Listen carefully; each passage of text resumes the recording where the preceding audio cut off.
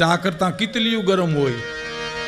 હા, રાજા કોઈ ખરાબ હતા જ નહીં તો રાજા નો કહેવાય સાહેબ. ગીતાનો શ્લોક એમ કે છે. ભરતભાઈ ક્યાં બેઠા છે?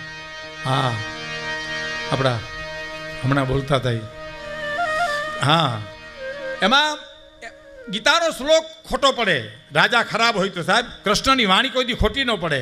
હે અર્જુન, રાજા એ મારો અંશ છે સાહેબ, ગીતામાં એમ કીધું છે. એમ રાજા ખરાબ નહોતા, સલાહકારો જે ખોટી માહિતી આપીને એની વાત છે. પણ એ તો આપણે અહીં કરવાને સ્થાને છે.